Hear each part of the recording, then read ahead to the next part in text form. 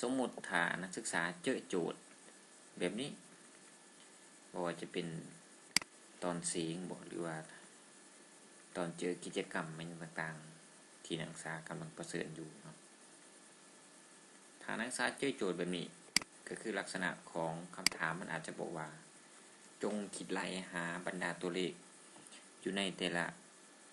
จุดที่เป็นหมายอยู่ในตารางนี้คือตัวอย่างว่าจุด A จุด B จุด C จุด D และ E F และ G จะมีตัวเลขอยู่ในแต่ละจุดนั้นจำนวนเท่าไหร่ฉะนั้นก่อนในหมวดนักศึกษาต้องเข้าใจบรรดาคอลัมน์ตัวเปลี่ยนต่างๆคือตัวอย่างว่า Q คือผลผลิต FC คือต้นทุนคงที่ VC ต้นทุนเปลี่ยนแปลง TC แมนต้นทุนทั้งหมด AFC แมนต้นทุนคงที่เฉลี่ย AVC แมนต้นทุนเปลี่ยนแปลงเฉลี่ย ATC แมนต้นทุนทั้งหมดเฉลี่ยแล้วก็ MC แมนต้นทุนเพิ่มต่อการผลิตเพิ่มขึ้น1หัวหน่วยคือตัวอย่างว่าจุด A เฮาสิสอบ FC ได้จากไสถ้านักศึกษาเจอโจทย์แบบนี้คิดไล่อยู่จุด A เนาะจากสูตร TC เท่ากับ FC บวก VC เวลานี้เราก็ถอนเอา FC ก็ได้จาก TC ลบ VC TC ได้มาจากการผลิตหน่วยที่2ของที่มีจุด A บรรจุอยู่เขาเช่นว่า TC เท่ากับ70 VC เท่ากับ20เวลานี้70ลบ20จะได้อยู่50อันนี้เป็นคำตอบอยู่จุด A คือ50อันนี้เป็นวิธีการคิดไล่แต่บางครั้งเฮาก็บ่จำเป็นต้องไล่ก็ได้ให้เฮาสังเกตว่าต้นทุนคงที่แม่นต้นทุนที่บ่เปลี่ยนแปลงไปตามปัจจัยการผลิตทุกจุดที่อยู่ของ FC นี่จะมีค่าเท่า50ไปเลยอันนี้มันขอสังเกตอันที่1ในเวลาเขาเจอโจทย์แบบนี้ให้เขาเข้าใจอันที่2จุด B จุด B เป็น2 VC อยู่ในจุด B จะมีค่า VC ในการผลิตหน่วยที่4นี่เท่าใดฉะนั้นเราก็มีสูตรเดิมจากสูตรเดิมสูตรต้นทุนรวมเราเป็น TC เท่ากับ FC บวก VC เวลานี้เราก็ถอนเอา VC ก็เท่ากับ TC ลบ FC ไปเบิ่งว่าอยู่ห้องการผลิตหน่วยที่4จะมี TC เท่ากับ90แล้วก็ FC เท่า50เวลานี้90ลบ50จะเหลืออยู่40อันนี้เป็นคำตอบต้นทุนเปลี่ยนแปลงอยู่จุด B ก็คือออกอยู่40หลังจากนั้นเรามาสอบจุด C จุด C เป็นต้นทุนทั้งหมดก็คือเราเว้าอยู่ในสูตรเมื่อกี้นี้ TC เท่ากับ FC บวก VC เวลาใน TC หากว่าจะเป็นต้องไปถอนเอาค่าใดค่าหนึ่งก็คือเขาแทนตามสูตรเลยถ้าเช่นว่าการผลิตหน่วยที่6จะมีต้นทุนทั้งหมดเท่าใดก็คือเอาต้นทุนคงที่บวกต้นทุนเปลี่ยนแปลงอันนี้เป็นบวกนะบวกต้นทุนเปลี่ยนแปลง50บวก60จะได้อยู่110อยู่ในนี้เครื่องหมายมันอาจจะผิดหน่อยนึงเวลานี้เขาจะได้ค่าอยู่จุด 4 เท่ากับ110อยู่จุด D แม่นให้สอบ AFC ต้นทุนคงที่เฉลี่ยก็คือจากสูตร AFC เท่ากับ FC ส่วน Q ถ้าว่า FC อยู่ห้อง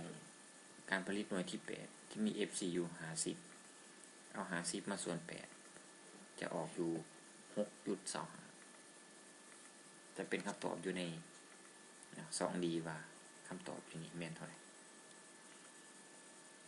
ก็คือข้อนี้มันเฮาบ่สามารถเดาได้ถ้าผู้ใดบ่จื้อสูตรก็คือผลออกมาอาจจะผิดเพี้ยนจากคำตอบที่เฮากำลังคิดว่ามันจะออก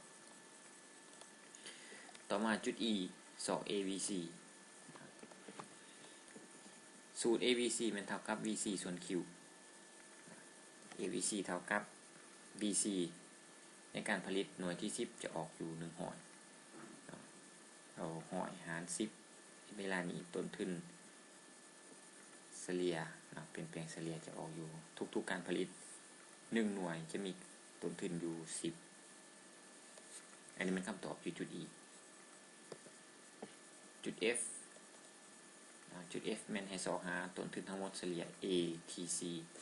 เท่ากับ AFC บวก AVC หรือ TC ส่วน Q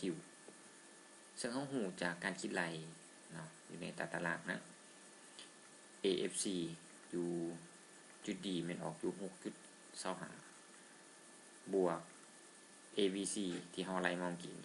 10 หรือสิเอาต้นทุนทั้งหมดอยู่ในการผลิตหน่วยที่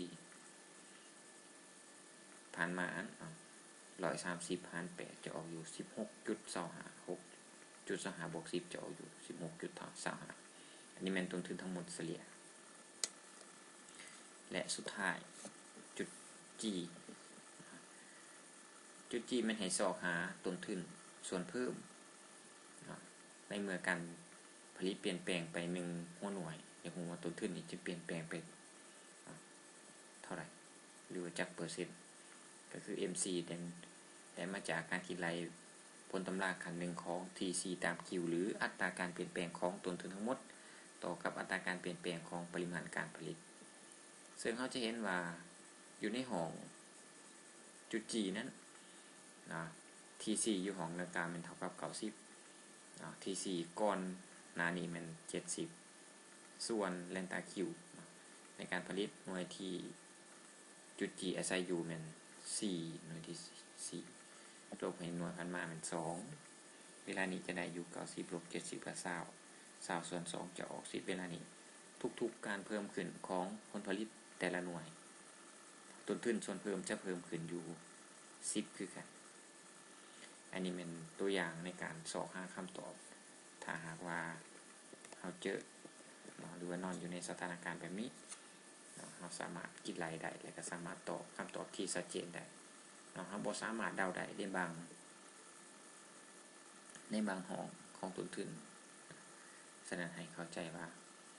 ในการคิดไล่แต่ละจุดก็คือมีความสำคัญให้พากันเบิ่งตื่มความละเอียดและความถูกต้องจากขอขอบใจ